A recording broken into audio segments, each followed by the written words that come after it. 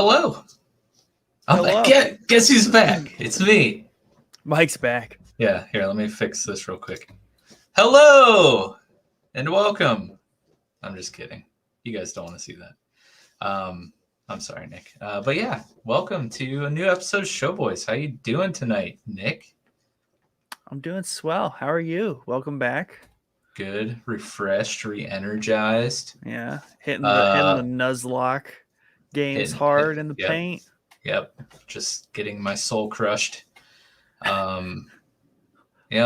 Suffered too many casualties in that game already. But we'll get into that another time, I think. But feeling refreshed. Slightly tanner than before. Look tanner than me right now, but might be the lighting. Yeah, and pro tip, if you want to look tan, wear like lighter pastel colors. So I got like a banana yellow hoodie on right now. It just kind of makes me look a little tanner. Yeah, I wear a lot of like pastel lavenders, pinks sometimes, even baby blues. Yeah, it makes me look more tan in the summer. So we already have some people here in the comments. Troidel says hello. Underfunded says yo. Classic, if I wasn't greeted in a live stream by Underfunded's yo with five O's, yeah, I every just time wouldn't feel right. It's like a hotkey on his phone or something. Yeah. And then Troidel says slightly less pale than before. Yes. And high emphasis on slightly. Back from vacation, ready to get back to the pod. I missed it. But you guys did a fantastic job. Yeah, I mean, you don't even need I think me. So. You and Chad. Sorry, We're I had a lot of stuff in my way here to do the chef's kiss, but yeah, I was getting worried. Like I was gonna have to submit the official forms to get it changed to Game Boys podcast because we've been hitting the gaming so hard lately. Yeah, but it has been kind of like you made in our social media post a little bit earlier before the episode started. That's just what's been happening the tail end of summer. Yeah, had a lot of gaming news. Not that we ever fell out of gaming, but we kind of for a lack of a better term kind of did, even though we still were gaming, just not as much as normal, I would say. And then at least for me, I've been hitting the sticks pretty hard lately. You got a PS5. Yeah. Chad, I mean, gaming's just an interactive show. Yeah. Well, RPGs and stuff. So yeah, exactly. But I'm ready to talk about what we're watching and stuff. Have we even been watching anything? That's the real question. True. I actually haven't. We haven't watched anything. What's playing? No, just kidding. Nerd. No, but yeah. So we're gonna go back to a classic Showboys episode, one of our what we call Jenny What's Watchins, where we just catch each other up on what we've been watching lately. Old Jenny. Hopefully add a few new things to our respective backlogs. Not that they need to get any larger, but it's typically what happens. And hopefully provide you guys with some shows or movies or web series or whatever to add to your backlogs. Your backlogs. Underfunded says, I'm a creature of habit. Yes, and we love it. And let me just say, I mean, I know you're a busy man. Shout out Underfunded. But the last few Nuzlocke streams, glow home. You haven't been in there, and it just hasn't felt right. It's just been weird, and I think that's why so many of my Pokemon are dying. I'm blaming it on you. But no, glad to have you, for sure. But just get some quick things out of the way, real quick. Just wanted to shout out our Patreon supporters here at the top of the episode. Just get that out of the way. Thank you guys so much for supporting us on Patreon. It means the world to us. For real, it really does. We love it. It's amazing. Can't believe people would support us on Patreon, but some of you have, and we thank you, especially our 2 top patrons, Mr. Bim and Biosiv. Thank you guys so much for your support. It means really, really.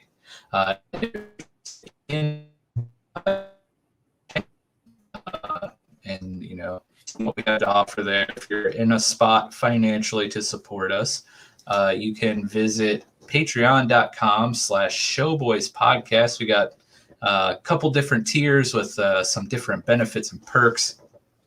Check it out. If you're in a position to, and your heart is, you know, just bleeding to support Showboys, we'd greatly appreciate it. But if you can't, that's also cool. Just we're just glad that you're listening or watching on the live stream. That also means the world to us.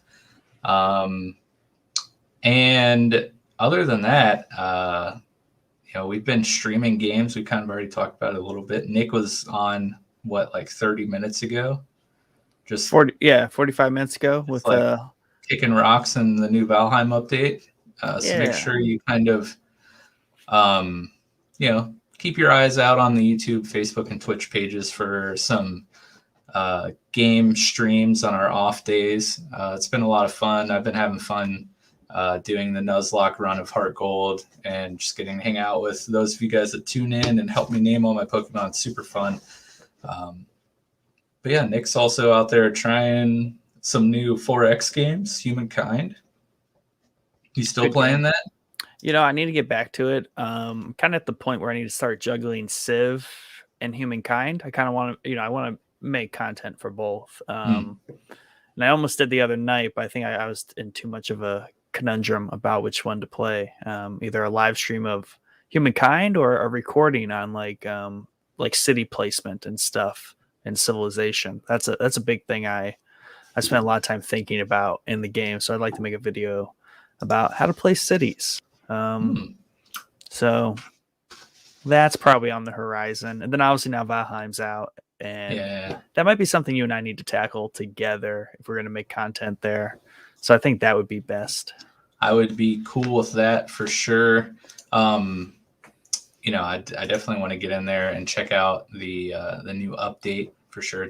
I was just updating it before the stream started, and Steam says that I haven't played it since like August 17th. So we're coming up on a full month of no Valheim, which is a little crazy. But yeah, when you made that, did you ever post the canal tour video, or did you scratch it? It's unlisted. Okay. Yeah, once you posted that, and then you talked about wanting to do some like before and after shots of the canal. Dude, I would love for you to get in there and or me or both of us get in there and do some touring of our builds, and then I need to do the before and after. I guess that's really the biggest thing of the canal. Yeah, and then you know, of course, seeing what we can do now with Hearth and Home for sure would be really fun. Yeah.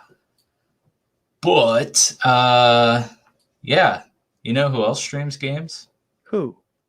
This guy named Biosiv, who is I know him. Yeah, first official stream team partner with Showboys. Make sure you guys check his stuff out on Facebook, Twitch, and I think he also does YouTube as well.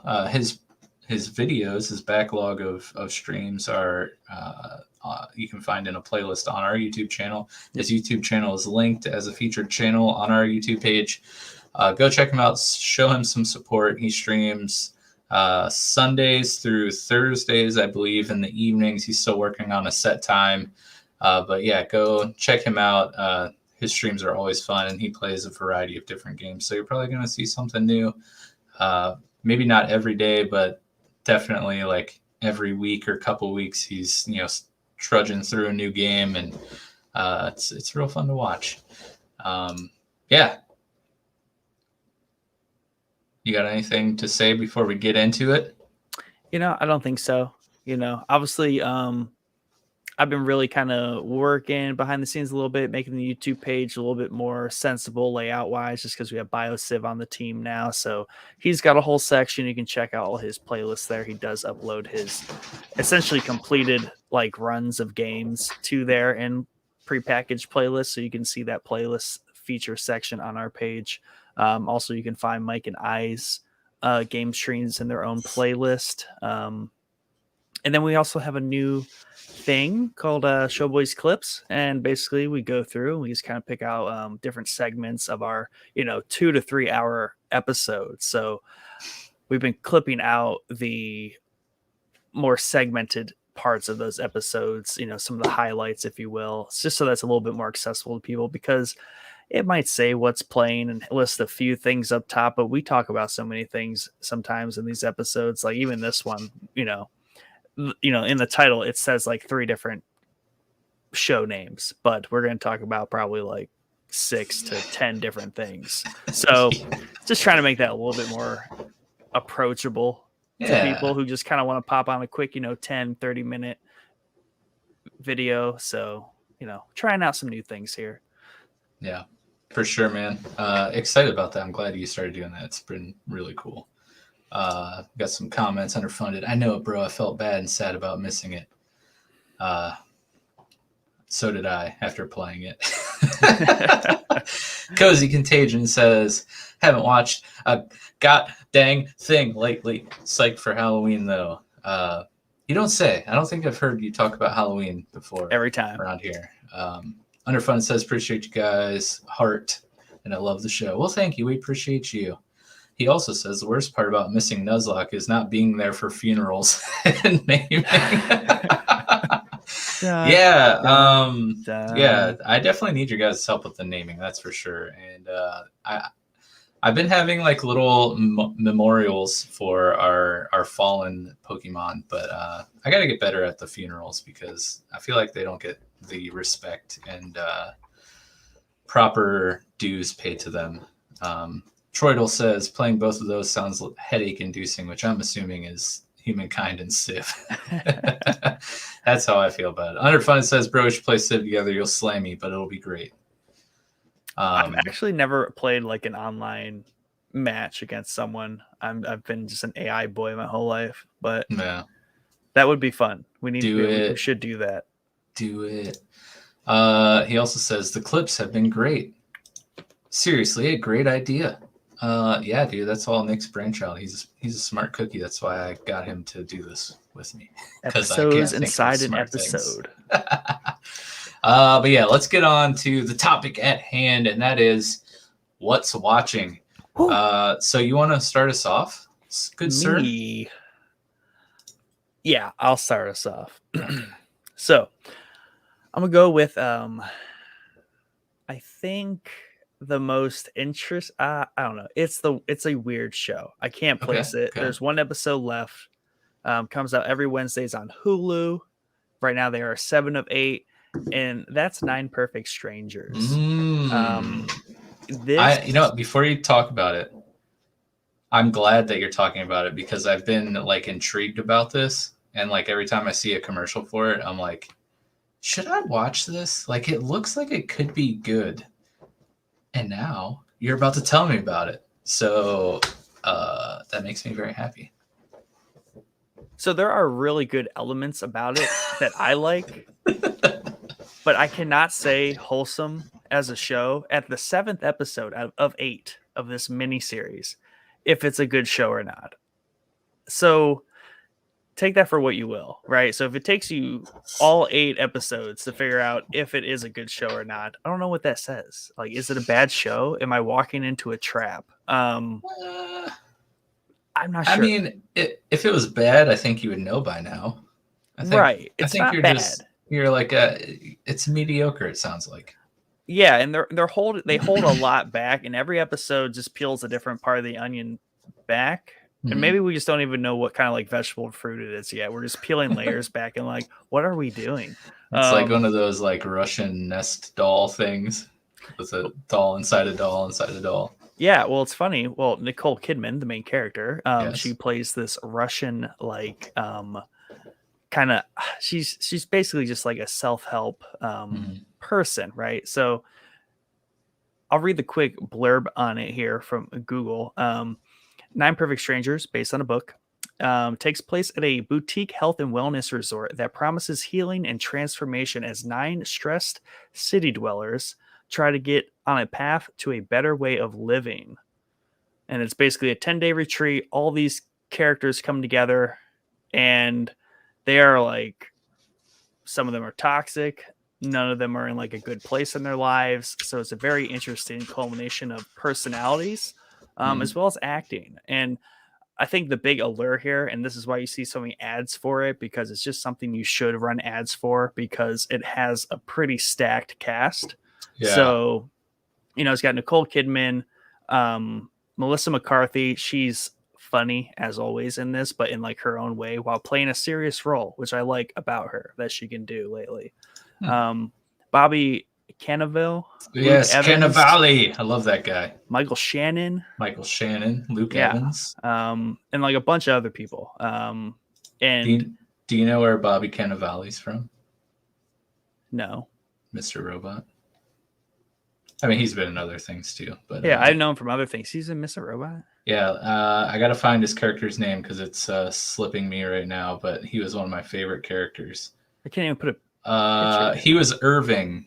He was like White Rose's like henchman, one of his top henchmen, who kind of like was Elliot's handler. He was the used car salesman, wore the like crappy suits, had the big glasses. Yeah. He love that dude. He was like true and tried New York, like yes, sleazy car character. Like a caricature of New York. Yeah, perfect. And he kind of plays that character in this. He's like, his name's Tony, so he's like an Italian New Yorker, and like he's just pissed all the time. Nice. And everyone, so like they do a good job about like having all these different characters. They're obviously all here for like a different reason. So they're just in bad places in their lives, right? And they're all kind of leading these sad lives in the first place, and that's kind of what led them here. And a little bit of it is like this is a very expensive resort, like for rich people. Basically, like they say it in the show, it's like, oh, this is one of those places where rich people just throw their money and hope to get better. It's just a lot of smoke and mirrors. But Michael Shannon is actually there at like a discount rate, because like they offer discount rates out to lower income people. Not that he's low income, he's just a teacher, so he's not making boatloads of money. So he's basically living in poverty. Yeah. So him, his wife, and his daughter are there. So that's an interesting dynamic. So they are 3 of the 9. And just a good cast of characters. And then there's like the staff at the resort. Very good characters as well, kind of supporting Nicole Kidman. And yeah, I enjoy watching it. I think Erin wanted to peel off of it, but I've kind of made her trudge through it. So it's weird. It's slow. They don't really connect dots until episode 5, where some stuff starts clicking. So every episode more and more comes together. Is it a Hulu original, or is it airing on some channel and then just streaming on Hulu? No, it's a Hulu original. Network is Hulu. Interesting. Yeah. So I can't wait.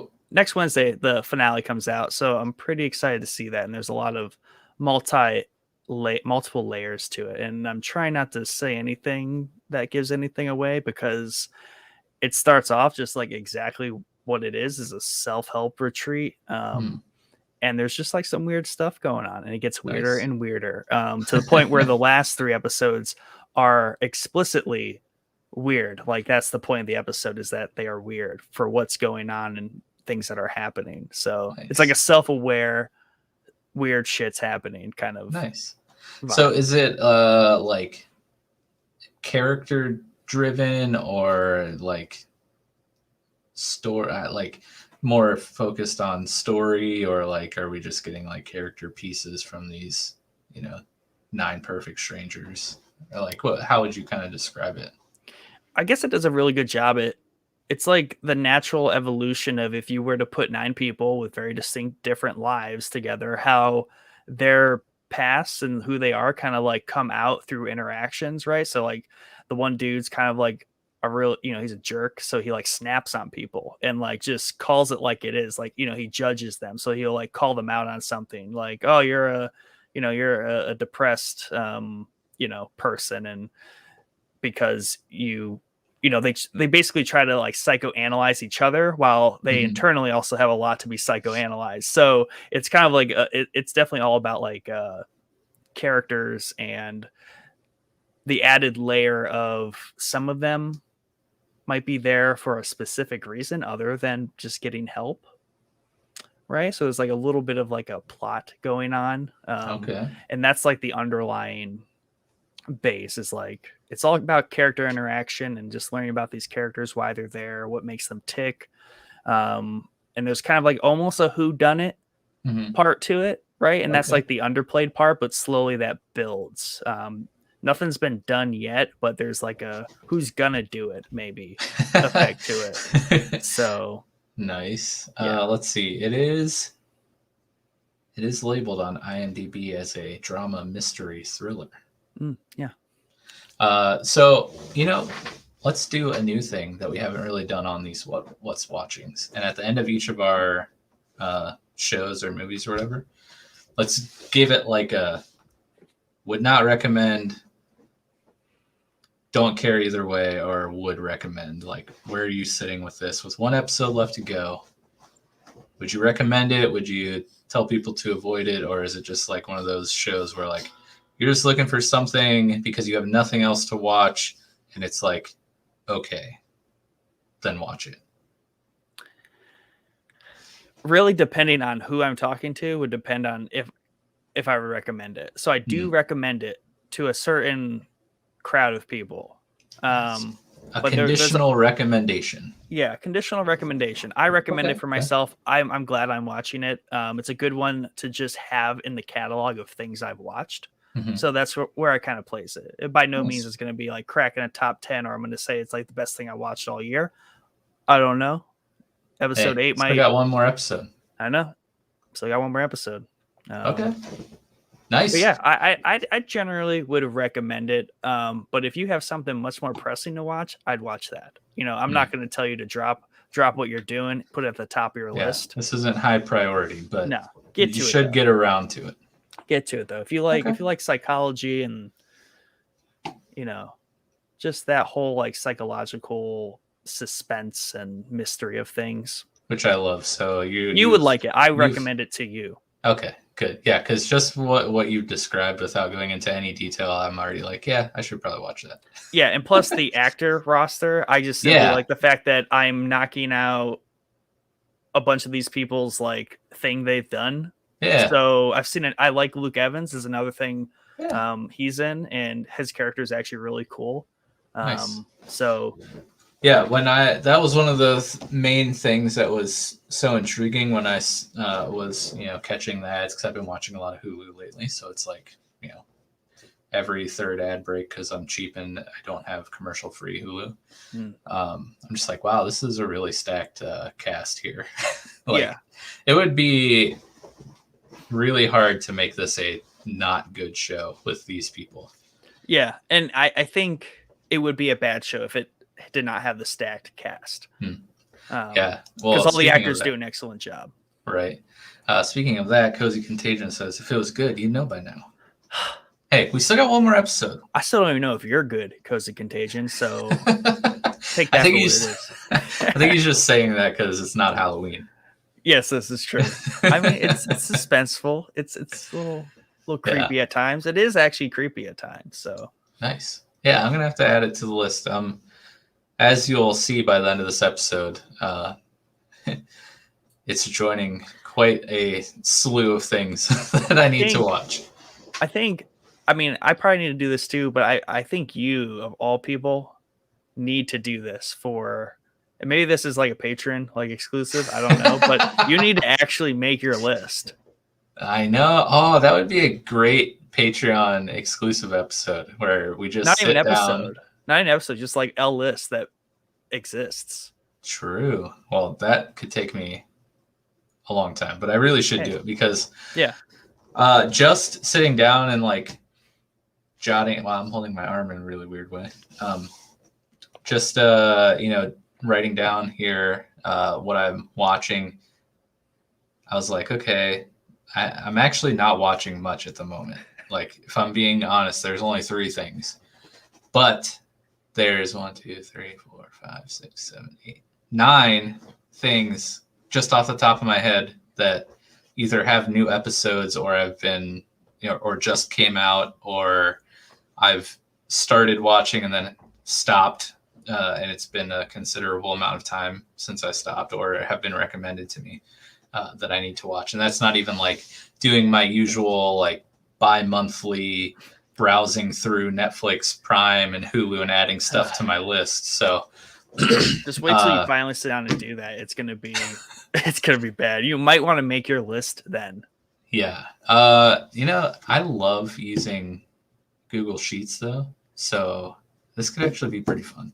Yeah. But I don't want to bore you guys about my, just me getting excited about making a list. Yay. And we'll move on to my first show that I'm currently watching. And we're not going to talk too much about it because we've talked about it before. But Becca and I are still trekking through Letterkenny. However, we like right before I came down here, we watched episode 2 of season 9. So we only have like, whoa, you're past me. I only have like 5 or 6 more episodes until I'm completely caught up. You crushed that. Okay. Becca like actually likes watching something. There's no slowing that train down. But yeah, it's, we've talked about it before. It's creeping up to being one of my favorite shows of all time. It's so funny. Wow. And yeah, they're currently, they either just wrapped or just started filming seasons 10 and 11. So we've got 2 more seasons coming up officially. And there's even a Shoresy spinoff series officially happening, which if you've gotten that far and you know who Shoresy is, that should be hilarious because he is so funny. But yeah, as the show's gone on, if you've seen it, we showed like the opening clip that last time we talked about it. The sense of humor is super dry. Very fast. It's like the fastest show that goes nowhere. One of those types of shows. I love it. But as we've gone through, now 9 seasons of Letterkenny, my favorite character has evolved. Of course, it starts out with Wayne because Wayne's amazing. And, then it turned into the hockey players, Riley and Jonesy. They're still great. But I think right now, oddly enough, my favorite character is the coach. That dude is he's funny. Off the charts. And wait until you catch up like all the way. He gets so ridiculous. I'm gonna have to fire that back up. Oh, dude, you have to. It's so great.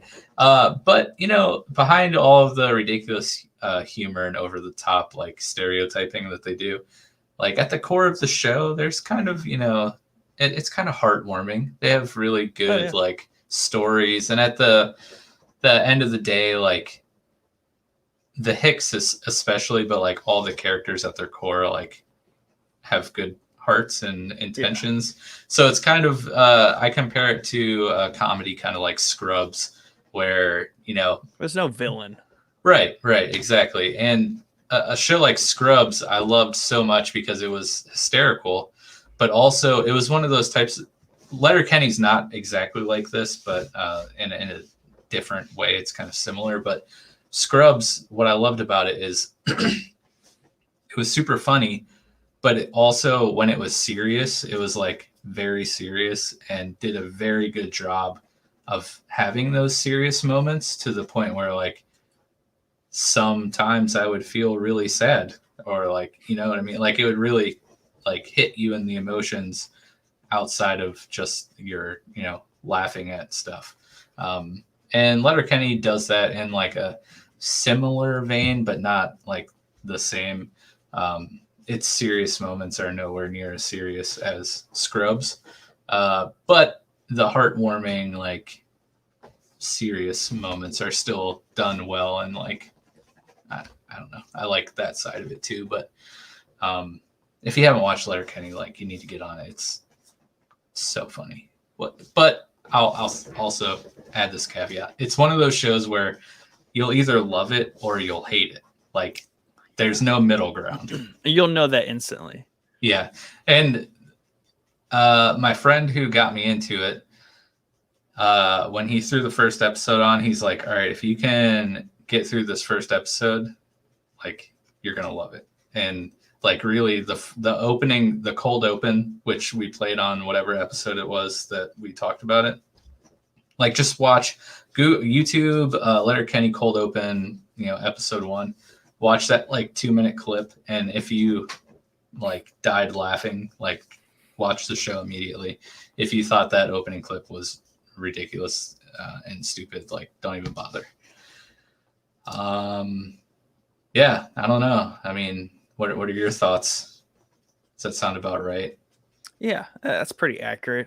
And I mean, watch a couple episodes, and if it sticks, it sticks. If it don't, it don't. And that's kind of like it's just one of those shows. It's very polarizing, but it's contagious. And I think that's maybe why some people don't like it. It's because it is contagious, and they're gonna get caught up in the jargon, the slang, the one-liners. Yeah. Oh man, my G chats at work. Like, I have a folder of GIFs on my work laptop, and it is like 97% Letterkenny GIFs, and that's like messed up. About half the time I respond to any work G chats, it's with a Letterkenny GIF, and I appreciate you. I love it, and I'm like dying on the inside. And I know a couple coworkers enjoy it, but I don't know if anyone else has actually seen the show, so they might just think I'm an idiot. Yeah, and I mean, how long in the episodes? They're only like 20 minutes long, right? Yeah. So it's super accessible. And even though there's 9 seasons, they're only like 7 episodes long, 6 or 7,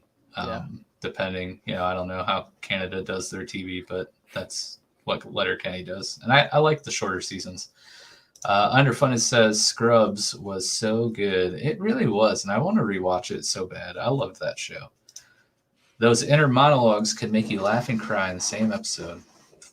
That's right.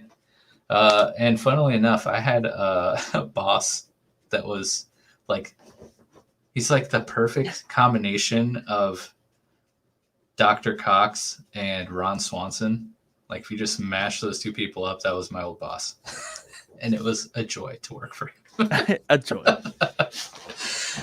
But yeah, that's the main show I'm kind of watching right now. At least with Beck, I'll preface it with, that's my show I'm watching with Beck right now. Yeah, true. So what's up next for you, brother? Yeah, that was actually we're kind of on a little streak here, because we're watching 9 Perfect Strangers. Me and Aaron are watching, and this next one we like crushed through it, and we were able to do that because it's a Netflix original. And that would be Clickbait. So if you've been on Netflix, you've probably seen it there. It was like #1 for like a few days per usual. Cast, not really too notable as far as like who all the actors were, as far as I'm aware. Even like browsing through, I think some of them were in like some like slasher, like horror stuff, and kind of like that tier or that sphere of movies and shows. But I'll read the quick description about it. When family man Nick Brewer is abducted in a crime with a sinister online twist, those closest to him race to uncover who is behind it and why. I have to stop you there because I know a person named Nick Brewer. That's funny. Yeah, I know. Maybe that's why they picked his name. It's just a super like normal name because that's funny. But so at first, like for a while, I'm confused why it's called Clickbait, and then that slowly pieces together. And this is actually the opposite of 9 Perfect Strangers. It's 8 episodes long, I'm pretty sure.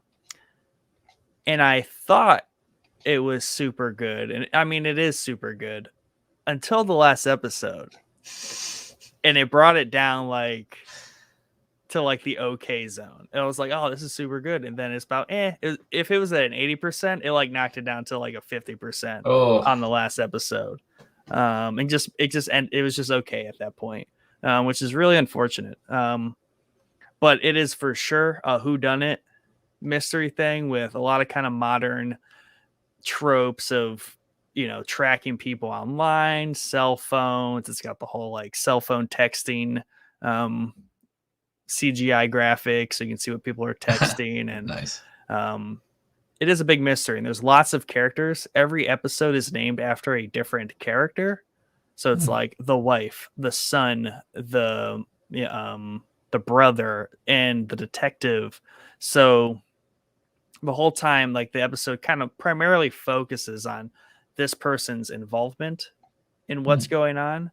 So every episode, they kind of just lead you in another direction. And so like one episode, you're like, oh yeah, for sure, they did it. Or they point you in one direction. Then the next episode, they kind of restart the timeline a little bit. And you kind of see what this other person was doing through the events and what they're going through. And then you're kind of like, maybe they did it. Or like they have a perfect motive. But it's all kind of like misdirection. So I like it when shows do that, though, like show you different perspectives of the same event. Yeah. I enjoy that. Yeah. So, and there's so many weird overlapping connections and things that happen that make it really kind of up in the air as far as like, well, that really makes sense. Or, then one thing kind of unhinges it and they basically say, yep, what we kind of made you think for a whole couple episodes, scrap that. So that was kind of annoying in one sense, because if you look at it in retrospect, you're like, so really we didn't need 8 episodes. We only needed 1. But the build up is good. But I would say the ending is a big pile of crap. That's funny you say that, because the top user review on IMDb, just the title says "set up for success until the final episode." Nice. Someone agrees. Yes. Yeah, it sets itself up in a lot of ways to be like just really good, and they kind of just nonchalantly explain away a lot of setup, like to the point where it's just a matter of a character being like, "Yeah, I didn't do it," and like they give the reasoning and their alibi, and it's like, well, crap. That wasn't that intense. Yeah, I'd say it's worth watching for the fun kind of modern whodunit kind of thing, and it's kind of got a little bit of a Black Mirror feel to it, just because of the way what happens to Nick Brewer and the initial suspense of it. So your buddy Nick Brewer, I know, poor Nick Brewer. Yeah, and he's just a super generic like family dad dude, and that's kind of like the other bit of it. It's just like, is he who like the internet is making him out to be? So there's a lot of that too. So it's like they also hype a lot on like what happens when and that's a lot of the confusion too, because this thing happens and obviously the media gets on it, the internet gets on it, and there's like what really happened, but part of the what's going on online is making this Nick Brewer out to be the bad guy, but here he got murdered. So like people online are basically trashing this dude, but he got murdered. So there's all the family like drama and just like the nonsense of running a detective case, like a murder missing persons case, while the internet is simultaneously never going to sleep. Oh, nice. So it's cool. It's a cool show. They got very cool elements. So even with the last episode being a big crapper, like you'd still recommend it? Yeah, I'd recommend it because I want people. I want to know. Somebody else has to experience what you experienced. Yeah, I want to know if like I'm just being dramatic or if like I'm missing like I sat there like I always do, and I'm like, I get it. I get what they're doing here and like what they're doing, but at the end of the day, I'm like, it could have been better. It could have been more dramatic. It could have been, more story, like more of a book. It took a more, oh yeah, okay, I guess that is reality. It could end like that, but that's really boring. Yeah, that's unfortunate. Yeah, it's always unfortunate when you have just a great set of episodes ruined by a stinker at the end. Yeah, but looking at you, Dexter. But sitting here, I do like that it kind of counters 9 Perfect Strangers, who's a stack cast, questionable until the end, still up in the air. But this one is like not really a stacked cast, still really good characters, great setup, drops the ball. So Nice. nice dichotomy there. When I was browsing Netflix today, I saw Clickbait, and I was like, "Huh, I wonder what that's like." You're just literally answering all my curiosities. It's so great. That's what we're here for. Because we actually don't ever tell each other what we're talking about, so this is just coincidence, and I love it.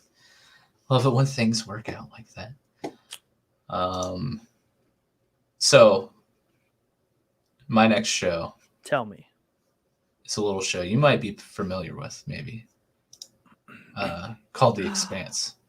So this is what I've been watching in my free time, solo, because of course Becca would never watch this. Same.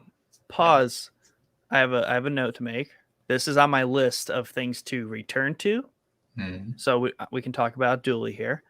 Secondly, make sure she's around when you're watching like season 2 or 3, because Aaron caught some like episodes and like passing. She's like, "Oh yeah, that looks really good." I'm like, "I know. I tried to get you to watch it, but I get it. The first 4 episodes are like they are not like a general audience introduction to this show at all. Like they're very niche, like space nerd driven. Yeah, it takes place in space. There's no way she'll watch it, right? Like at all. That's not real. Yeah, she's just like instantly like, "Oh, this is some nerd crap." Where's their home decor? Yeah, exactly. So they live on rocks? This isn't flipping houses. Yeah. But no, let me check how many episodes are in the first season, because I think I finished episode 9 last night. 10, I believe. Oh. Or 8. 8 or 10. Well, it can't be 8 because I'm still on season 1. Crap, are they 20? Oh, don't say that. Google faster. I'm sorry, I'm on IMDb. But anyways, why don't you Google it and I'll tell you talk about what I've liked so far. Yeah, tell us about it. So I enjoy the slowness of the first season so far. And it's like kind of space politics.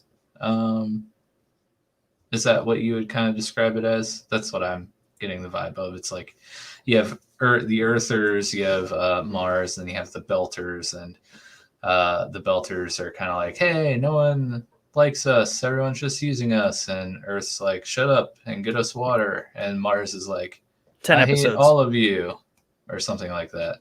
And something happens to escalate the already high tensions between the 3 groups of people. But so far, up until the last like 2 episodes, it kind of is telling 2 separate stories that have now since intertwined with each other. And up until these last 2 episodes, it's been very heavy on the political drama, tension between these groups of people.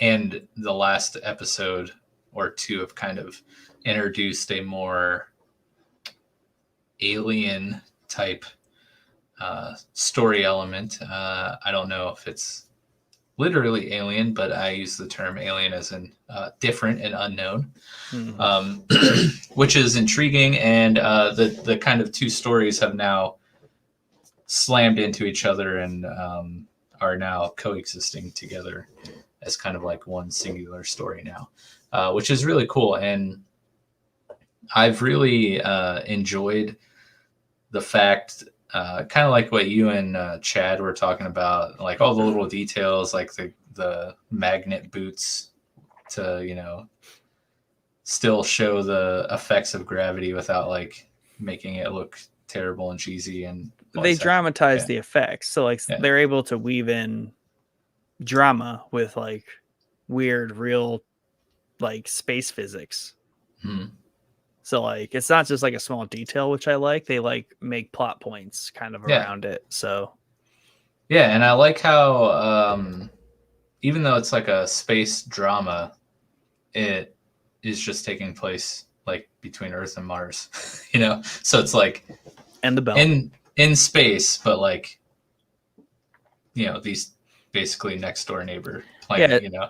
It's solar system politics. Like Yeah. it's when we have finally colonized the solar system, and just imagine like Mars got its independence and there's a whole bunch of people that live in the fringes of the solar system, and they are also somehow like a colony that want their independence. So, you know, some themes just applied at a solar system level. Yeah, so we're not at like Star Wars Galaxy, you know,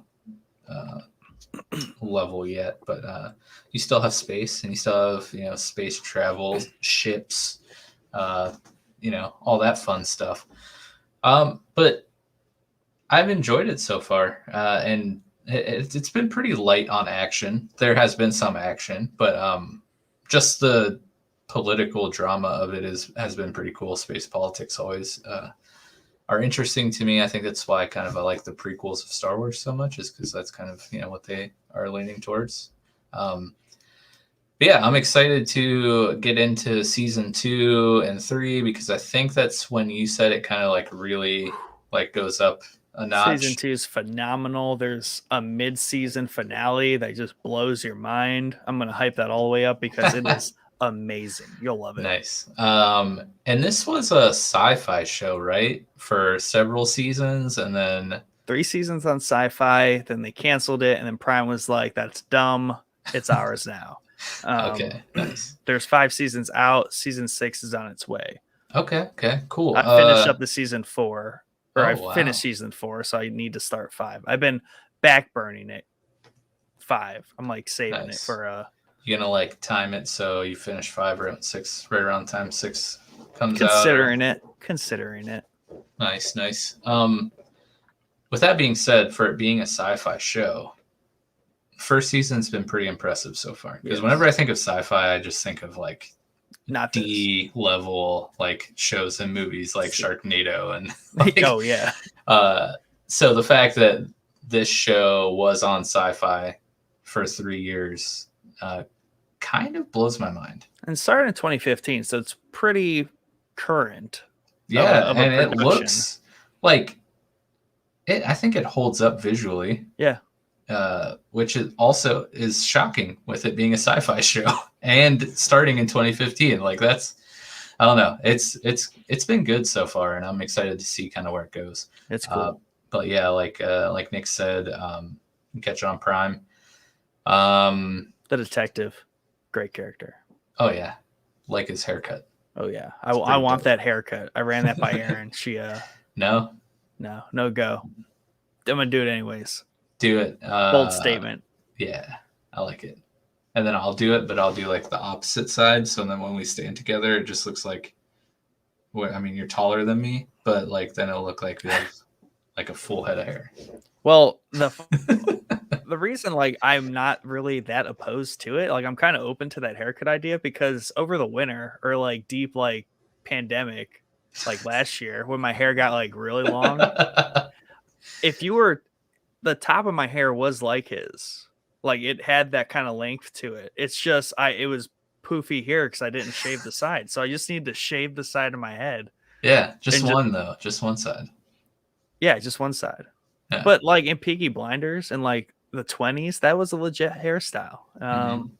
You know, hey, when I lived in Florida, like I had like the bowl cut and like both sides were shaved under. Whoa. And so I was just like a big floppy hair, little Floridian. Little Floridian boy. Florida boy. Yeah, he just took it up a notch, you know? Yeah. But yeah, now that I've kind of got my 9-episode take on it, what's your 4 seasons worth take on it? I know you kind of talked about it before in a past episode, but sure. Anything that you could add that you didn't already kind of talk about back then? Erin just messaged me. She said no to that hair. Wow, not even gonna comment on the live stream. I know. Oh, shots fired. She's gonna DM me. No, not even the public space, but now it's public.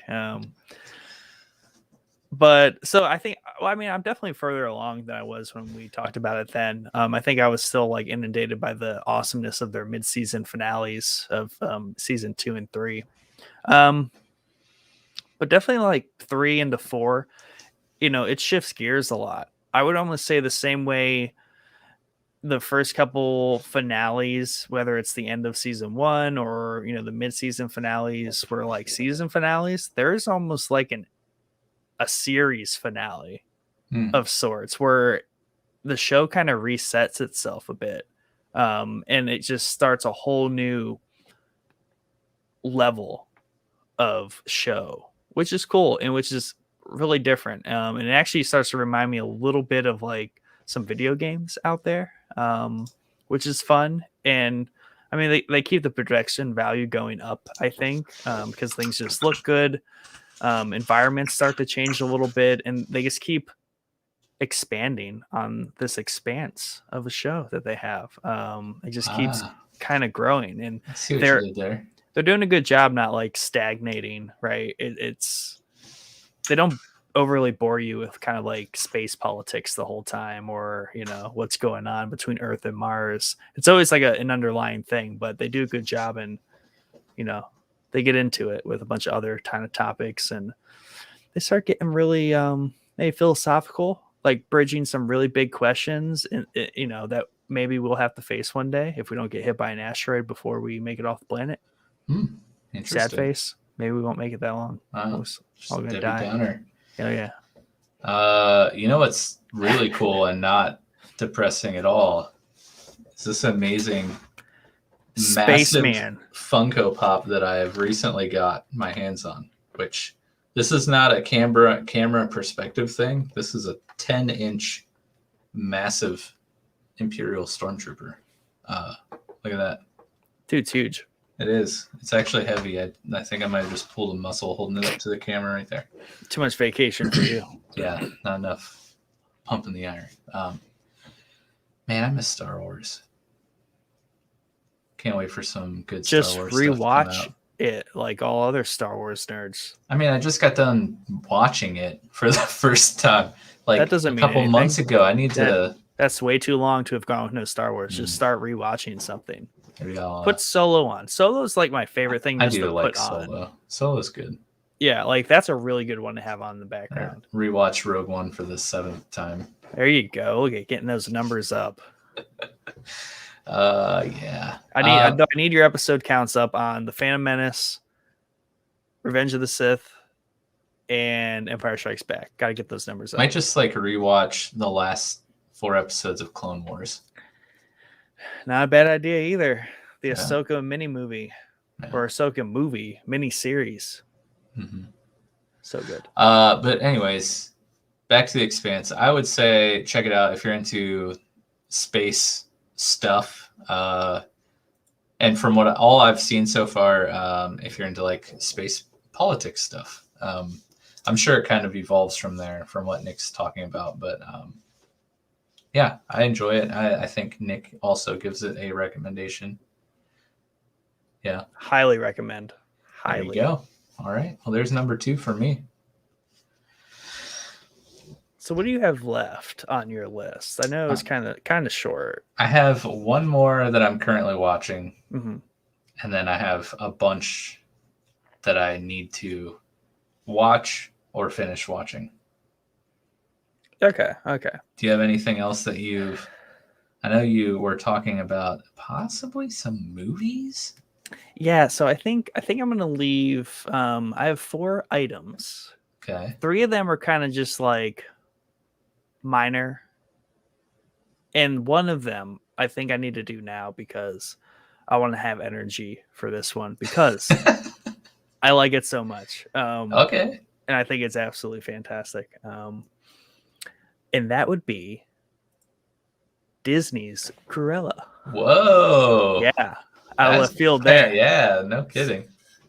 This movie,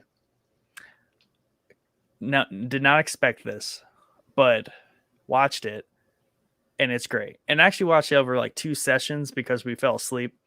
That's just because it was late, not because it was bad at all. It's great. I fell asleep in my first watch. Aaron did. Aaron fell asleep. I didn't. I Nice. think I'm remembering that correctly, but which was good because it was like midway through the movie, and it's like a 2.5 hour movie. I think it's loaded with stuff, and it's not by any means a light retelling or telling of Cruella's past, her origin story. And this isn't a story that previously existed. From what I gathered, there's actually a decent amount of kind of extended content on it that I kind of went through a little bit, like the making of it. Oh wow, you went deep. Yeah, I guess like touched on some stuff. There's way more than that, and I actually might need to watch more of it. I think Emma Stone is fantastic as a young Cruella in her 20s or even teens at points in the movie. And there's a big emphasis on the original live action Cruella, was kind of that 90s office building, fashion mogul, right? How that was all kind of set up in that time period. So this takes place, 30, 20 years prior, right? When she's kind of a teenager, and then going into her 20s, I imagine. And it's basically the like punk rock counterculture of London in England at the time. So, the punk hairstyles, the extravagant fashion statements that, that time, that 80s, I kind of want to say, maybe 70s. But they do a really good job at telling her story in this actual real period of time, and kind of like pop culture over in England.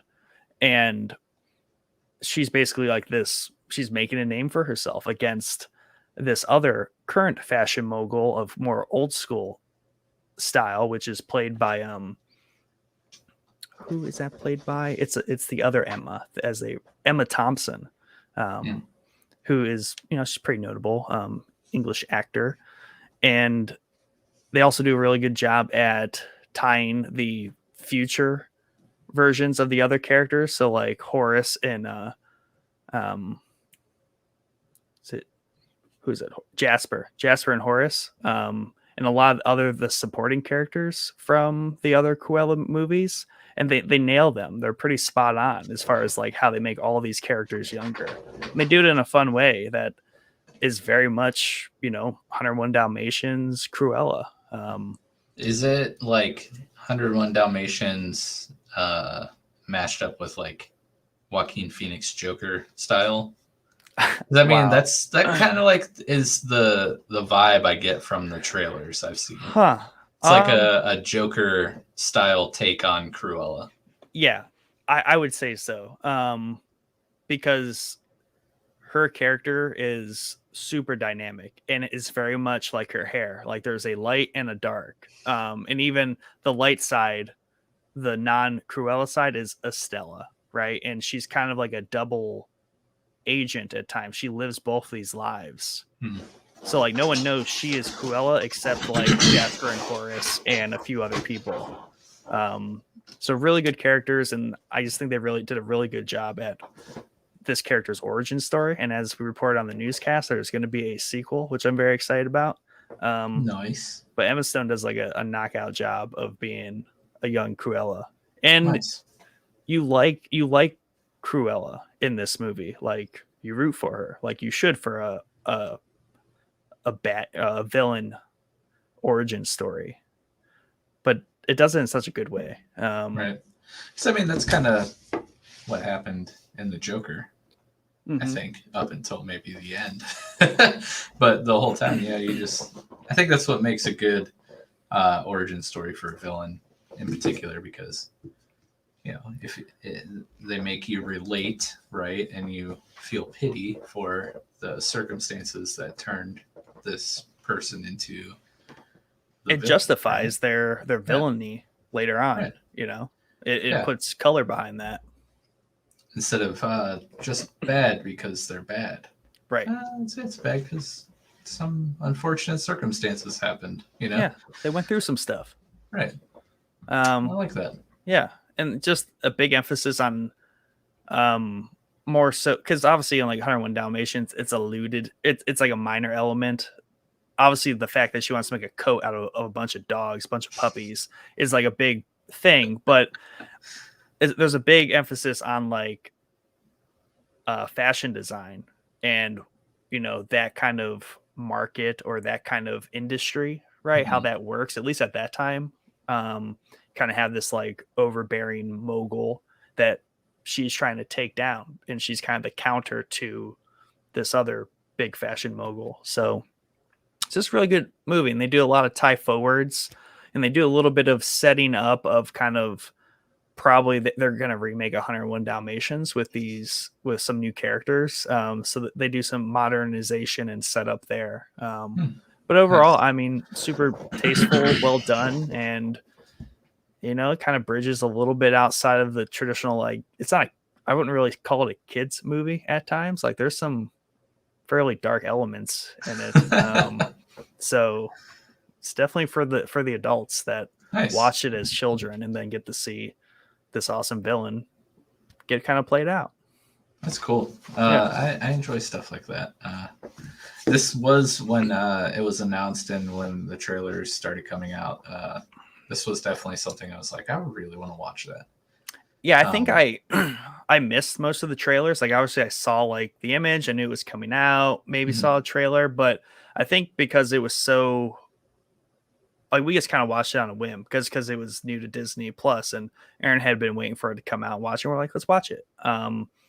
And I was just so impressed by it that, I had no expectations for it. And to me, that's like what even makes it even better. Because all of a sudden there's like this little pocket movie that I'm like, this is great. I can't wait for a sequel. I want to see like more. They can do a trilogy, honestly, if they do it right. Nice. So those are always the best when you're just pleasantly surprised after having zero expectations. Yeah, and even just now, you're like, whoa, left field there. Like, I'm coming out with the Disney Plus origin character story movie. Yeah, dude. It's a sleeper. Awesome. It's a sleeper. For sure. That's great. Well, again, like you've just touched on like pretty much all things I've been like mildly intrigued about, and you just made me more intrigued. So that's why I'm here.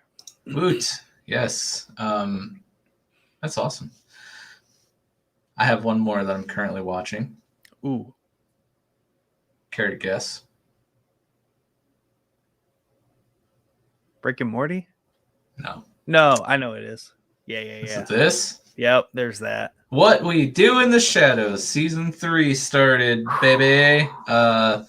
Season 3 started the night that we left for the beach. So, I don't have cable anyway, so I didn't watch it live. This show normally airs on FX, but then it is streamed on Hulu. So we actually watched... I hope Becca's not listening. We watched the first 2 episodes, Becca, myself, her younger brother and sister, who are, in their 20s, whatnot. And then myself, her brother and sister watched episode 3 one night without Becca. Yikes. Busted. But no, I'm okay. So okay, this is going to sound like the dumbest gripe ever because you don't go to the beach to watch TV, but what do you do at nighttime in the beach house? Yeah. You sit on the beach? Rewind. Okay, but we're like 5 blocks away from the beach. And I have 3 small children that I have to make sure they're not like going and running out into the road or whatever. So everyone goes to bed, and then we're like, let's watch What We Do in the Shadows. Except every TV they had in that house was like 27 inches. Which, again, I'm not going to a beach house to watch TV. So, like, I don't really care that they didn't have big TVs. But we were trying to watch something, and it was like we were all huddling around this, trying to watch What We Do in the Shadows. That's what it felt like. Yeah. Which, by the way, if you're listening to the audio-only episode, I just held up my Nintendo Switch. Because that honestly felt like there was a Switch mounted on the wall, and we're all trying to watch the show on it. So I say all that to say that I'm probably going to rewatch all 3 episodes. And tonight, the show airs live on Thursdays, so there will be a nice fresh episode waiting for me tomorrow. But if you aren't familiar with What We Do in the Shadows, I've talked about it a few times on the show before. It is a spin-off series from the movie of the same name, which was written and starred and created by Taika Waititi and Jermaine Clement. Super funny show. It's basically like if you made an Office style show, but instead of office workers, you replace those with vampires who all live in the same house in Staten Island in their quest to take over America, aka the New World as they call it. It is seriously one of the funniest shows ever. Like it's amazing. And season 3 has started off like so good. I forgot how funny this show was, but I was laughing out loud through the majority of the first 3 episodes. Like it's so great. I just want to go watch it right now, actually. Like 2 things. It's so funny. What? When I'm on vacation, yes, I find, watching TV at night, right? It's a super unplugged like version of watching TV opposed to like at home when there's like things to do and stuff going on. It's like when you are sitting on the couch or in a chair watching or laying on the floor or wherever it might be. If you're watching TV on vacation, it is just like, you're just like a log. Like you're disconnected. You're just like watching TV. I just find it like super, super relaxing. Yeah. Because you're doing already a relaxing thing on vacation. Yeah. I fell asleep at like 9 o'clock every night on vacation. Just because I was just like, it happens every single year. I mean, it makes sense because, you're outside in the sun all day, but like, yeah, like I go on vacation and I can't stay up past 9:30. Well, you get up early-ish, right? Yeah. I mean, 6:30, maybe 7. It's not that early. late, but like every night at home, I'm up to like midnight. Yeah. But yeah, what was the second thing? That was 1 of 2. I have not started this show yet. Because I am waiting for my opportunity to try and convince Erin to watch it with me. Oh, dude. Why wouldn't you watch it? She's hesitant at first. Dude, it is so funny. Like does she like The Office? She's tried to get into it before. She's never seen any of those. It's just a horror version of those shows. Like it's so funny, and the characters are so stupid, and it's great. It really is like perfectly executed, and the cast is just phenomenal. Much like Letterkenny, as I get deeper into watching what I just call Shadows, because I hate saying the entire title every time I go to mention it. It's just do the acronym. Woodits. Whenever I watch Woodits, my favorite character is constantly changing. And honestly, right now, I don't think I can pick a favorite character. But I think in season 2, my favorite character was Laszlo, who is one of the 4 main vampires. But yeah, I mean, it's just great. The main story is Laszlo, Nandor, and Nadja are sent to the New World to, take over and, turn everyone into a vampire. And they like live in this house, and they're all like the most incompetent vampires ever. And they have a documentary crew following them around. And there's a 4th vampire named Craig Robinson who lives in their basement, who's a different type of vampire, and just ridiculously funny. And also living in the house is Nandor's familiar, which is his human servant, right? And his name's Guillermo. And all he wants in life is to become a vampire. and like all the vampires just constantly crap on Guillermo and like treat him like garbage, and it's like it's literally the funniest thing ever. But yeah, you don't have to watch the movie to be a fan of the show, because I have not seen the movie yet. I plan on seeing the movie, but I have not yet. And I love the show. But if you have seen the movie, there's cool tie-ins. Jermaine Clement and Taika Waititi's characters from the movie make an appearance in the show as the same characters. So it's like, connected to the same universe, which is really cool. And recently, I guess I could have put this on one of my lists for tonight, but they have another spinoff show called Wellington Paranormal. I almost said that, backwards. Parrington Welland Normal, but no, Wellington Paranormal, which I think was a series over in New Zealand, but just started here in America, or they like rebooted the series, or I could just be misremembering all of that. But anyways, it is airing on the CW, and you can stream on HBO Max. But it's another spinoff of the What We Do in the Shadows movie, following a newly established paranormal division to the Wellington Police Force in New Zealand. And it's pretty funny. Same style, like Office type style. Well, I guess this would be more like Cops, because they're cops being followed by a camera crew. But it's funny, but like, it's not even in the same ballpark as Shadows, like humor wise and like quality wise. But yeah, I just, especially with Halloween coming up, it's the perfect time to get into a show like Shadows. I think they're half hour, I want to say. So you're looking at like 25-minute stream times on Hulu. Well, actually, no, because unless you're rich and have the commercial-free version of Hulu, you're still going to be there for the full 30 minutes with ads.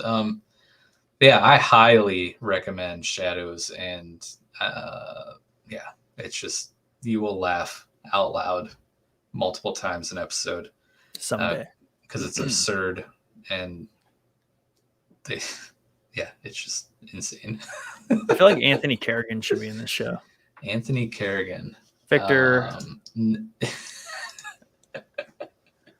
NoHo Hank. Yeah, he would be great in this show. Yeah, that's just who I pictured. Like when you said the Familiar, that's who I pictured being a Familiar, would be him. That would be awesome. Oh my gosh, that would be amazing. I think we should send them an email. Dude, yeah, he would be great. Let me look at the cast here, because they've had some pretty funny cameos. I know that Mark Hamill actually made a cameo, and it was great. Kristen Schaal has a kind of reoccurring character. Like I said, Taika Waititi's been in an episode reprising his character from the movie. Craig Robinson, the actor from The Office and multiple other hilarious things, was in a couple episodes. Yeah, it's so good. I hope this show has like 15 seasons at least. 15 seasons. Yeah, that's so we many. need it. I mean, hey, vampires are immortal, right? I guess if it's like The Office, I mean, it should be a pretty long running show. Yeah, for sure. Yeah, that's my third. I don't know. Maybe do I need to like play a trailer for you? What? To convince you? Well, no, unless you're trying to convince me to watch it by myself. You've already done that. Okay. I'm trying to. You need Aaron. You need Aaron to get on board. I just feel like this has the opportunity to be like another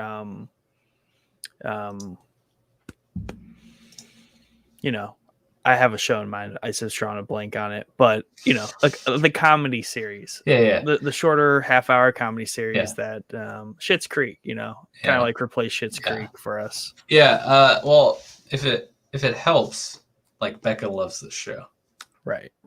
so I feel like if Becca likes it, Aaron probably would, because Becca is. I really hope she's not listening to this.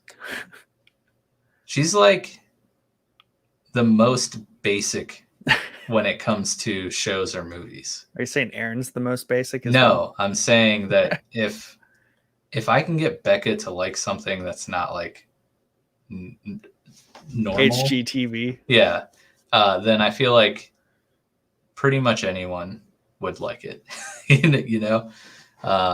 but yeah, it's not a bad thing. No. Be basic. It's a thing. It's just a thing. Yeah, exactly. It's a lifestyle. And I don't mean that as an insult, Becca, if you are actually listening. Definitely not. Yeah. Hey, networks need people like you. There's a lot of those people because they make a lot of shows for basics. Yeah. Big money, big revenue. Yeah. Do you have any more in the old I think I got what I have left is all we're saying in like one breath almost. Okay. So The Crown is like, I've never taken longer to watch one season of anything. And I don't know why that is. You watching like an episode every other month? Like, what's going on? Basically. I'm still working through season 1. I've been watching it all year. Basically, Aaron was like, all right, you just watch it without me and catch up to the new season. And it tends to be something I put on when she's sitting on the couch on her phone and I'm just sitting there like wondering like, what should we watch together? I'm like, oh, I'll just watch The Crown because I need to watch it. She's already seen it. She likes it. So it's good background noise for her. So I will watch an episode of that. I do like it. It's just, it's like that pocket for me. So very slow burn there on The Crown. And maybe that just fits because it's just like, it's just that level of show. Yeah. And also how it's set up is every show addresses like a different aspect or story from the royal family's past. So there isn't a whole lot of, there's no cliffhangers. It's like an episode doesn't end and you're like, oh, what's going to happen next? It's more so the episode ends and they fully wrapped up everything. And that's the approach to the show. So there's no cliffhangers, that at least in my opinion. So every episode is a full cycle, 1 hour. Here's a story. So that's kind of how it lends itself to be like a pick up and watch anytime. It's almost like an anthology series, an in order timeline anthology series about the royal family. Nice. Yeah, I was literally going to ask you like how you remember what's going on. But it sounds like you don't really need to. No, you don't. You just kind of have a general understanding that things have happened. She's the queen for the next like 80 years. Still is. So not too much to worry about. True. Rick and Morty is a slow chip away, just really, usually it's like a filler when it's like 10, like basically I'm like, I should go to bed, but I don't want to quite go to bed yet. I'll watch an episode of Rick and Morty just to like put the icing on the cake to like, as soon as I hit the bed, I'm out. Right. There's no chance I'm like looking at my phone or doing anything else or laying awake. It's the nightcap. So nice. But the problem with that is lately Tsushima has been my nightcap. I just play that until I'm like dead tired and then I telling you gotta adopt my nightly habit. You get your Tsushima in, and then you quit like 30 minutes before you want to go to bed, and then prime your bedtime with an episode of Rick and Morty. Not to turn this into a half-hour segment about Tsushima, but I need Chad for that. But yeah, exactly. Here's the thing about that game and that game on the PlayStation 5. And this is going to go for basically all modern, like the next gen, is... Real quick. Write down 1 hour 19, because that's where you'll start this clip at. What is this, like clip like Ghosts. 5 in the ghost clip playlist? It's only 3. I've not gone back and clipped all the times Chad has talked about. Oh, then we'd be up to Ghosts. like 30. Right now I'm only doing when he and I talk ghosts. Ghost. Tsushima. Anyway. And this is probably the case for all like next gen consoles, is those things are so fast at this time that you basically within like moments, like within 10 seconds, 5 seconds, you can go from watching something on Netflix to playing a game. So there is no more like, oh, I'm stuck in this game, you know, I might have to take a half hour to wind down. You can literally play that game between moments and things. Like you can play for 5 minutes because you can do stuff for 5 minutes, but also you can switch out of it instantly and pick it right back up later. So it's pretty incredible how you can just blend games on these consoles now into your everyday life. Right. Like you could be walking through the room, grab the controller, hit the button, and within like moments you can be playing your game again. Yeah. And then just pause and dip if something comes up. And you could have actually had 5 enjoyable moments of playing a game. Yeah. That's what I was doing with my phone in Pokemon Daybreak on vacation, because that's how my emulator works. Yeah. It just stays, you know, unless I like close the app. So if I like just exit out, I don't know how to describe it. If I I have to like manually shut down the app for it to like completely shut down. But if I just like hit the home button, you know, and it goes in the background, it's just kind of there till I open it back up. So like I'd be, I don't know, waiting, you know, holding the youngest while she was napping or whatever, and like playing Daybreak while she slept. And then she wakes up and I'm just like, oh, like lock the screen, put it down, and then pick it up like 4 hours later. I'm right back where I was. So it sounds pretty similar to what you're talking about, except you're playing a PS5 and I'm playing a crappy emulator on my extremely broken Galaxy S9. It's probably a similar time to if you were, I might have to test this. If I were to click Pokemon Go on my phone and then hit the PlayStation button on my PlayStation, I could probably be playing Ghosts of Tsushima before Pokemon Go is all the way booted up on my phone. That's not surprising because that game is slow. Correct. Like, so slow.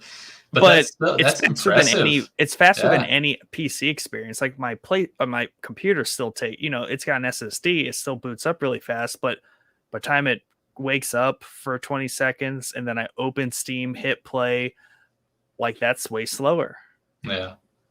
Yeah, no, that's impressive that a PS5 and a game like Ghost that I've never played, but like every screenshot I've ever seen, which Chad has like 800 of them to 6 show. gigs worth. It just looks like that game is massive. And the fact that you could just be like, boop, 5 seconds tops, you're like in there playing is pretty crazy.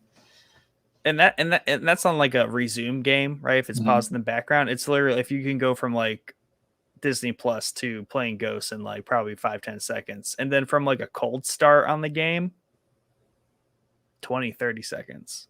Dang.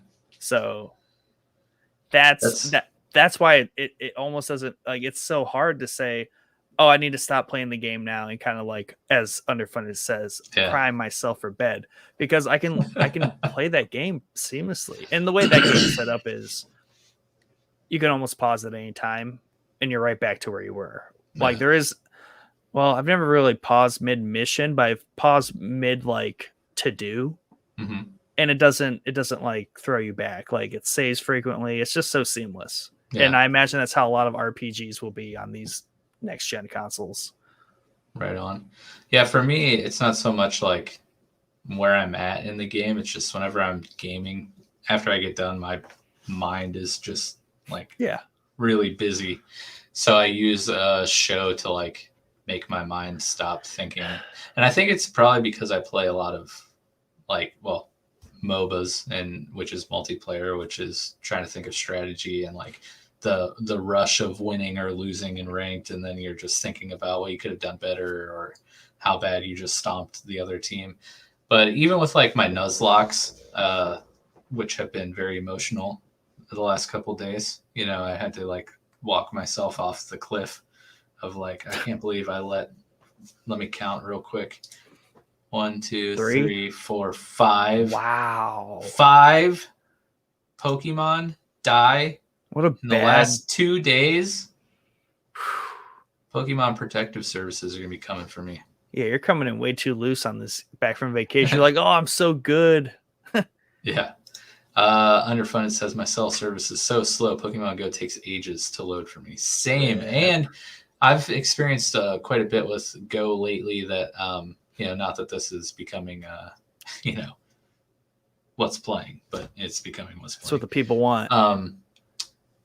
Sometimes when I have Go open and then I just, you know, hit the home screen and then go back to it, like Pokemon won't load, like nothing will load. My character will still be there moving around, but I'll have to like close, like restart the app for Pokemon to start appearing.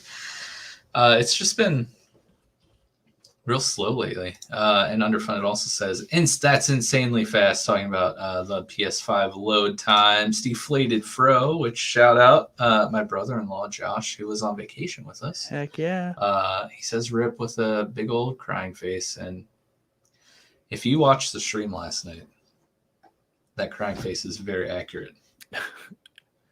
Underfunded says, you let me die. And he's talking about... I named my starter Totodile Thomas because one of my rules is every Pokemon needs to be nicknamed to, you know, increase and create a bond with me. And it's not just another Totodile. No, it's Thomas the Totodile. So I cared about Thomas. And if you don't know, Underfunded's real name is Thomas. And oh, I learned something new. He died. Yeah. Yeah. That's sad, dude. It's very sad. I mean, I don't have a starter Pokemon. My starter Pokemon's dead. I know you don't play Pokemon. So you just play until like you've let all your Pokemon die, or what's the end game here? Yeah, I lose. It's a game over if all my Pokemon on my team faint. If I like white out or black out is what's called in the game. But essentially, yeah, if I don't have any Pokemon to use, game over. And right now I only have 4 Pokemon. So if I lose a battle, game over. But that's what makes it fun and challenging because true. There isn't really a challenge in the Pokemon games because they're largely for kids. Yeah, and it puts a little bit of a time limit instead of having like Nuzlocke run 400 and day 453. Yeah, exactly. And it does a cool thing too, again, not to just completely hijack this What's Watching episode. I'm going to clip this and make this a What's Playing clip. Do it. Because the people need to know. Let's change the background to What's Playing. The other thing is a lot of times in Pokemon games, at least for me personally, you'll find certain Pokemon that you like or that you know that are strong that you'll always find yourself going back to using. So your team can consist of up to 6 Pokemon. So a lot of times I'll find myself using largely the same 6, maybe even 4 or 5 Pokemon every time I restart a game. So what the Nuzlocke run does is the main rule is there's different variations on it, but the main rule is you can only catch the first Pokemon that you encounter in an area, and that's what you have to use. So like this entire run, I've been using Pokemon I never would have used before. So that's kind of cool. Yeah. And then once they faint, then they're dead and you're not allowed to use them anymore. So you either have to like release them or throw them in your PC and just let them sit there. So I've formed some bonds with some of these Pokemon that I would have never used before in my life that I would have largely considered just garbage Pokemon. You know, and their names, we've become buddies. We've been through some stuff and then they die. And I'm just like, what the heck? I actually liked using Heather as a Hoot Hoot, but now I can't because that final she's dead. Blow must be devastating. It is. And it was way more devastating when I lost my starter Pokemon because your 3 starters are generally pretty powerful, and I lost my starter before, like, I just got my second gym badge out of 8, so now I don't have a starter, which really sucks. But anyways, yeah, we can stop talking about Pokemon now if you want. Okay. I don't even know That's what fair. we're even talking about that led us down this path. Well, I was gonna note. I probably should watch like a show to unwind after Tsushima, because I may or may not have dreams of Dude, don't feel bad. mass murdering people with a samurai sword. Not like, okay, you should feel bad. I take back what I said. well, no, You should okay. feel It's bad. like, it's just the way that game captures like the action of just like slicing is that. Can you clip this? This is when Yeah. we've, like, 2 years from now, when we find out Nick's like an undercover like Yeah, serial killer. I'm not like mass murdering people in real life. It's just like Yes. as a samurai. Yes. I mean, if I do, it will be as a samurai with a samurai sword. I don't think I'll get very far, but yeah, keep your eyes peeled to the news. You see a samurai on social the loose. distancing makes it harder these days. People are too spaced out for like sword murders, I guess. Yeah, sword play is not conducive during a pandemic. Nope. So I just want to note, you've had several breaths, so I hope that you're done with your list that you said would only be like one breath. Yeah. Oh, nice. Okay. That's exciting because I'm gonna need several breaths to get through mine, and I even made fancy banners. So dang, you know, they weren't worth banners. I told you I came back. I'm refreshed. Yeah, I've had two podcast episodes off.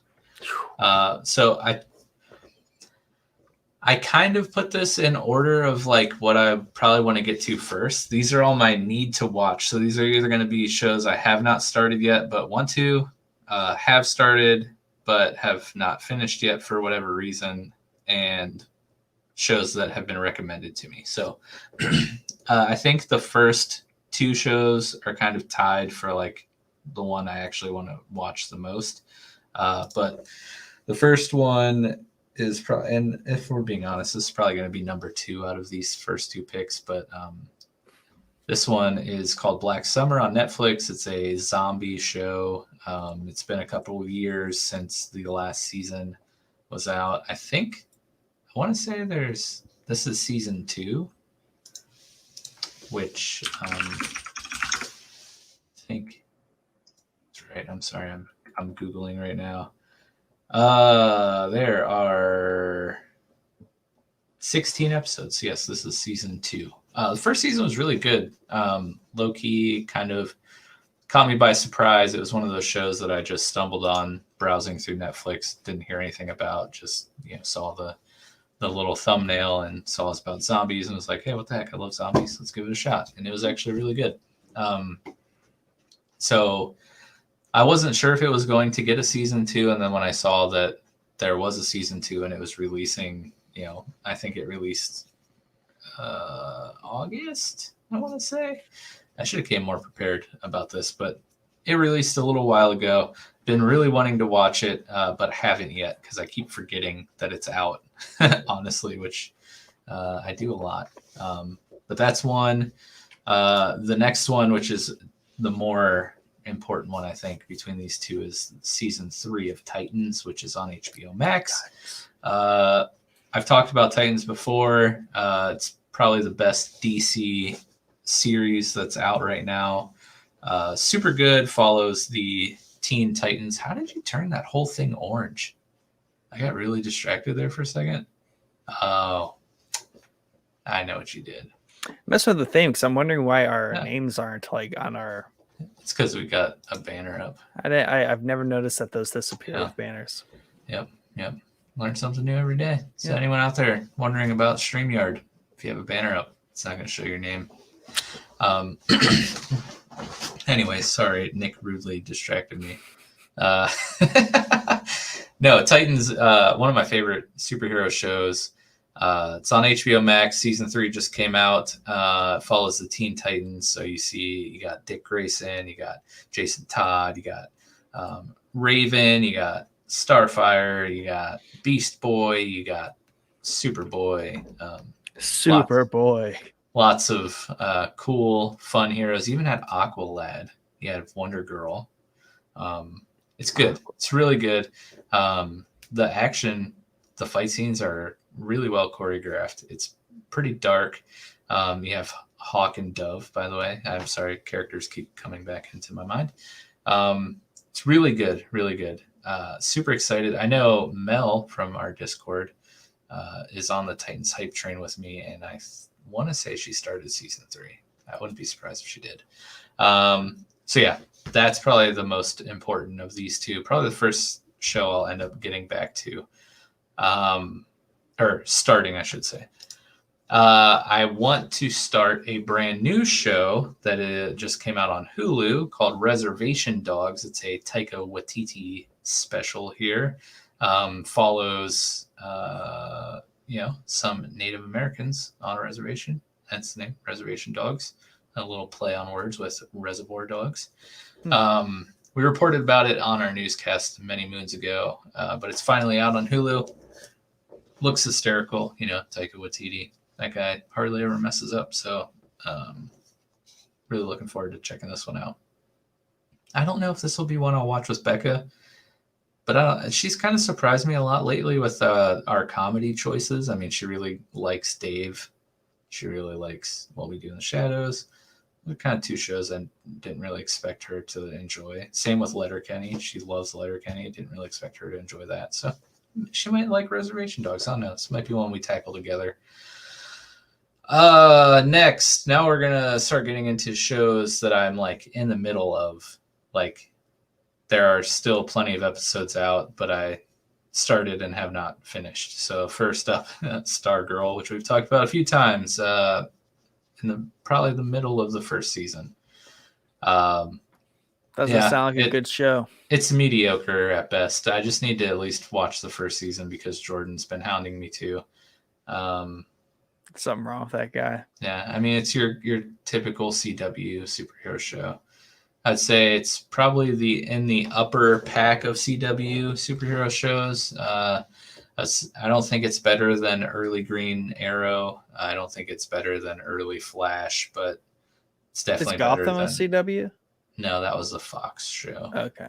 But Gotham was pretty good, which I never actually finished that. I don't think so. Okay. At least not what I've seen of Gotham. Yeah, Gotham was good. It was really campy, but kind of, I think, knew that and strove, it was meant to be campy. Went into that, which I liked. But yeah, I don't know if I'll actually finish Stargirl, but I'm the kind of person that once I start something, I gotta finish it. So I gotta at least finish season 1. I don't know about season 2. We'll get through season 1 first. You need a companion series on it. We were thinking about it, honestly. Are you glad you did? Yes. Next one, Becca and I gotta finish up season 3 of Dave. We got maybe 1 or 2 episodes left. Does it get better? Is it season 3? Or is it season 2? Oh, it's season 2. Okay. Whatever the new season of Dave is. It's definitely not as good as the first or previous season, if there's more than one. I just keep thinking about what was it? Wendigoon's girlfriend said about it. It's so funny that she called that. Yeah. In advance. How far have you made it in? I'm episode 3. Okay. Struggling. So it starts out in a completely different tone. It's it starts out like a serious drama. It's sad, depressing. Yeah, big sad boy. Dave's a big sad boy. It really doesn't get that much better. The last couple episodes that we watched were funnier than any of the other episodes in the current season, but they're not at the same level as the first season. The first season was so funny. It was so funny and good, but and it had serious things about it. But this one is it has such weird, serious undertones. It completely dampens any humor that's in it. So you're oh, that's funny, but then it's is it funny? But is that does he find that funny? It's so depressing and Yeah. That it's Yeah, like it's funnier. it's just like it's such a different tone, and I'm okay with shows doing things differently and switching things up, but I don't know if it necessarily works. We need to be on that show with us playing on his phone and him like getting very pissed that we're like talking shit on his show. Yes, Lil Dicky, if you're listening to Show Boys, please put this in season 3. Who are these? Please, can you tag him on Twitter when you post this clip? Bro, we are roasting you right now. Yes, please come on our show, drop a little freestyle, and then add this to season 3 of Dave. And just let it be another reason Dave's slightly depressed at the start of season 3. These random dorks in their basement roasting me. Exactly. That sounds like something that would make him sad though in this show. Yeah, exactly. Which is exactly why I'm being dead serious. When we clip this, you need to send it to him. Yeah. Underfunded says Titans sounds awesome. I love Teen Titans. It's really good. If you have HBO Max, definitely check it out. Again, I'm gonna finish it because the last few episodes that we've seen have definitely picked up and have been an improvement over the first part of the season. That's for sure. And then the last show I need to finish that we are in progress is Sweet Tooth, and that is a Netflix show. Another show based off graphic novel. It's very stylistic. It's beautiful visually. The story is pretty good too. It's compelling. And this is a show that Becca and I started, and for whatever reason, she lost interest. I mean, I know why she lost interest because it's not really her type of show, but she liked the first couple episodes, and then for some reason was just like, I don't really want to watch it anymore. The story is really interesting. I really do want to finish it, but it's just one of those ones that kind of fell off the radar because there were so many other things we were watching at the time that it just kind of got pushed to the back burner. I definitely plan on going back and finishing it up. From what I've heard, it is not nearly as dark as its comic counterpart, which apparently was super dark. But it is pretty, sad. Sad. But Sad it's boy. just visually popping. Like it is a very nice looking show. The story is very interesting too, and kind of fitting for state of the current world, which is kind of interesting. Like, kind of makes you wonder. Let's put our tinfoil hats on here for a second. No. Like, what are the odds of all these shows dealing with pandemics and viruses coming out during a global pandemic, the highly contagious virus?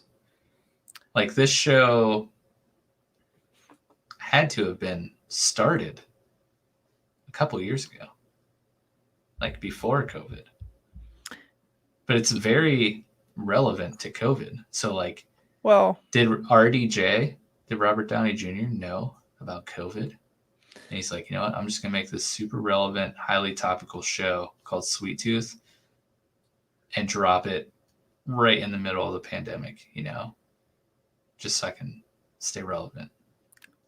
Just I would say do the lizard people inform top Hollywood execs yes of coming, catastrophes, pandemics, whatever, so they can, make these movies in time or shows. Yes, but to counter this theory of yours is pandemics are not uncommon. They happen in our past. Shut your mouth. And it's our underlying fear that this sort of thing's always going to happen anyways. Hence, like, I don't know, what's the storyline? Some sort of disease overtakes the world and everyone turns into zombies. Has anyone done that before? No, dude. They got this idea straight out of Wuhan. Wu-Tang. Wu-Tang. Actually, speaking of Wu-Tang, I mean, they have a show, right? Hulu What's just the released the show. what's it called? Did it just start? I feel Yeah, like it just started. okay, then I must have heard about it for a while. It's like Wu Tang, an American something, I think, or Yes, just Wu Tang's in the name. That's all. RZA. Yep, he was in a movie, by the way. Nobody. It's a great movie. Wu Tang, an American Saga. I was so An American close. Saga. There you go. But yeah, Sweet Tooth was really good if you're into like very stylized type shows based on graphic novels. It's great. Check it RDJ out. produced it. Yeah, something like that. Produced, direct. Yeah. I don't recall exactly Funded which. it. He was very much involved though. And now we're moving on to shows I haven't started but want to watch. We got Vikings. It's on Hulu. The spinoff series will be on Netflix. But this is a Nick recommendation we talked about on the newscast. I'll watch this as long as he watches Last Kingdom. And then we can be all Vikinged up together. And then after we watch our episodes, we can just go straight into Valheim and just get going, you know?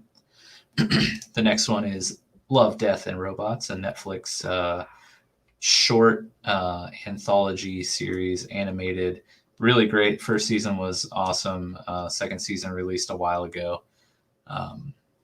Could probably pound this out in like an hour and a half, the entire season, maybe shorter.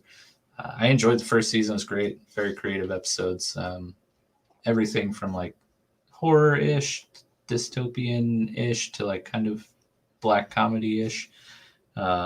Interesting show. You guys should check it out. And then I just saw today also that there are new episodes of Money Heist, which I know Cody talked about like on some of our very first episodes. It's pretty interesting heist show. Obviously, it's in the title. But they do this weird thing where they do like half seasons. So this is probably like the second half of season 4 or something. But like Netflix says it's like season 8. I don't know. It's really weird, but it's a good show. I was excited that I saw that there are new episodes. So I'll probably be checking that out at some point. If you like, heist, thriller type, con type shows, this might be up your alley. It is a foreign show, though. It's Spanish, so you'll either have to sub or dub. And I watch in dub, and the dub's not that bad. You know, you can notice, but it's not like super noticeable. It's one of the better dubbed shows that I've seen. So I don't know. That's kind of my need to watch list. Nice. So yeah, man, felt really good to get back to a classic. What's playing? What's watching? What's playing? Yeah, dude. I don't know. I mean, I think we have some listener comments in Discord. Do you have anything you wanted to that's it, hit on before we move on to Discord? I don't think so. That's most of them. Perfect. And I'm proud of myself for remembering, because I seem to always forget this, but yes, we do every week throw our topic for our Thursday night show in our Answer the Boys channel in our Discord, which you can find the link to our Discord in our episode description. If you haven't joined it already, please do. What the heck are you waiting for? Come on. But yeah, I asked you guys, let us know what you've been watching. And we got a few replies. Underfunded Scientist says, I've been watching a lot of this guy on YouTube, Thoughty2, and Random Interesting Facts podcast. They're amazing and made by the same guy. That is awesome. I'm glad that we got a YouTube channel. Or Random creator. Interesting Facts sounds interesting. Yeah, and random.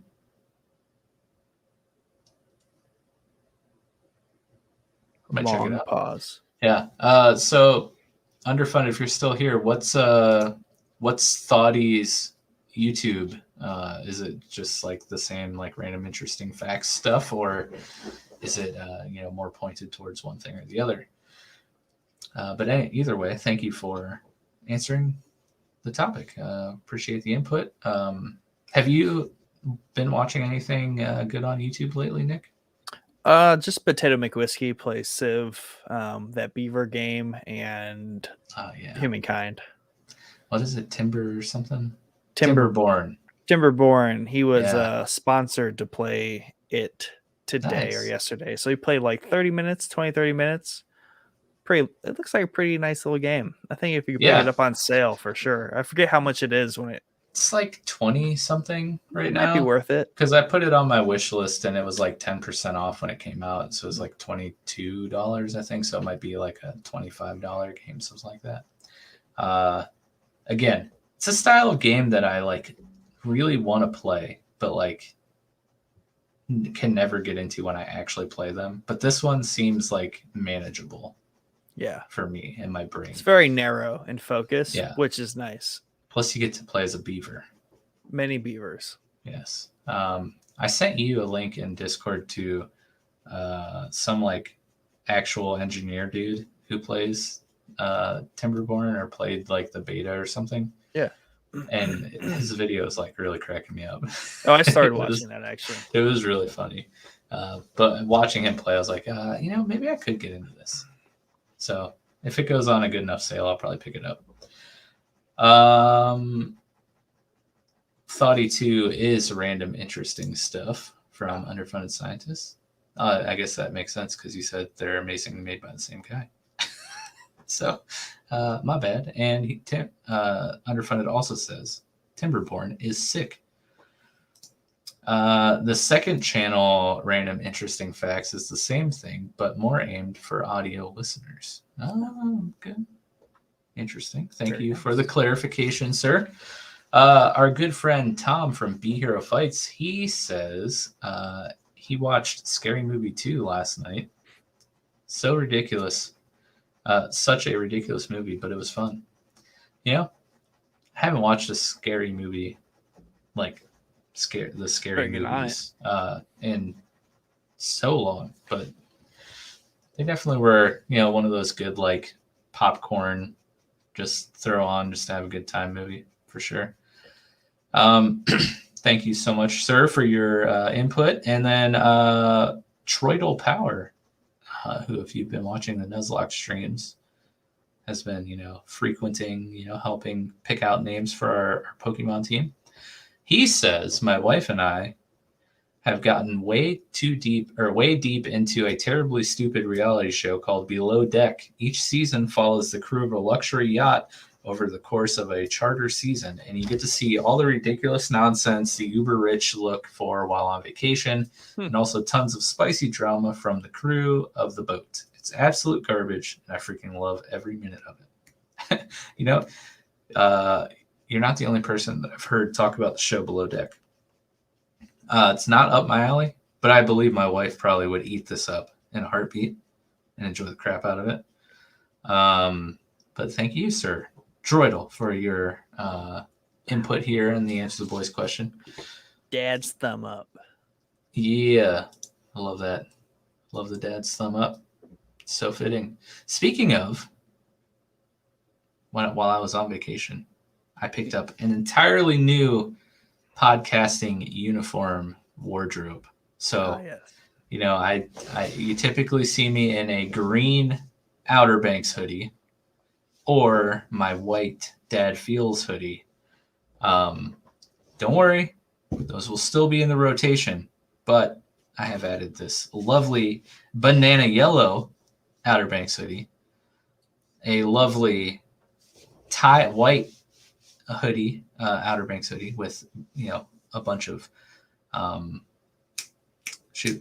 what's the word? What was the word I described the colors in? Tie-dye? No. Well, I mean, it is tie-dye, but it's like light blues and pinks and purples. I believe it's actually a woman's hoodie, but it's really comfortable. So you're getting into women's clothing? Yeah. A little bit. I think, most hoodies, though, I would say are unisex. For the most part, yeah. Pastel. There you go. Thank you, Underfunded, so much. But yeah, it's like a pastel tie-dye, which is right up my alley. I wore it on my stream a couple days ago. Super comfy. I got two lighter Outer Banks long sleeve hoodies. Man, I'm telling you, my hoodie game stepped up a notch, but it's still 98% Outer Banks clothing. Anyways, if you couldn't tell where I went on vacation, now you know. Yeah, dude, you got anything else to chat about here before we jump off? I don't think so. I mean, that about wraps it up. I mean, we're only at an hour 55. I feel like we're doing a disservice to our viewers. Nah, no way. This isn't a What's Playing episode. True, Chad's not here, so we don't have to make a 3-hour long. Was it like an hour for each person that's on the show? Yeah, basically. Okay. I think that's a good time. Yeah, I mean, we're kind of going off in the weeds right now, but I think we made a pretty solid episode. Yeah, got a little What's Playing segment in there. Yeah, and hopefully those of you who have been dropping by the live stream or maybe listening to this after the fact, hopefully we were able to add a few shows or movies to your backlog. And if we did, make sure you let us know. And once you watched said show or movie, let us know what you thought about it.